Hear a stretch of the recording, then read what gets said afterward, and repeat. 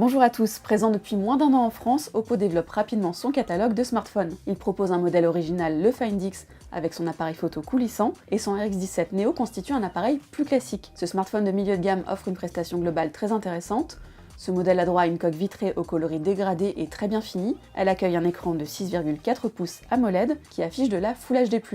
Celui-ci se contente d'une petite encoche au format goutte d'eau, comme on en voit de plus en plus. Il offre d'excellents angles de vue et un contraste élevé qui compense une colorimétrie un peu moins convaincante. On remarque aussi que cet écran aux bordures très fines occupe 84% de la façade du téléphone et cache un lecteur d'empreintes. La technologie fonctionne, mais avec des ratés qui restent fréquents. Mais le RX17 Neo compense avec un système de reconnaissance faciale très fiable. Le RX17 Neo est équipé d'une puce Snapdragon 660 et de 4 Go de mémoire vive. Sans battre des records de puissance, l'ensemble fonctionne bien et ne souffre d'aucun ralentissement particulier. On apprécie également la présence d'un double module photo dorsal qui permet à l'appareil d'offrir un mode portrait avec effet de flou d'arrière-plan. Le module principal de 16 mégapixels présente d'ailleurs de très bons résultats de résolution et permet de recadrer sans problème les clichés réalisés. On note également que le second capteur de 2 mégapixels, celui-ci, sert uniquement au mode portrait. Le zoom par 2 que l'on trouve dans l'application photo est donc numérique et n'offre pas des résultats réellement convaincants. Côté audio, le haut-parleur ne brille pas non plus particulièrement et manque un peu de puissance, mais on apprécie en revanche une bonne autonomie que sa batterie de 3600 mAh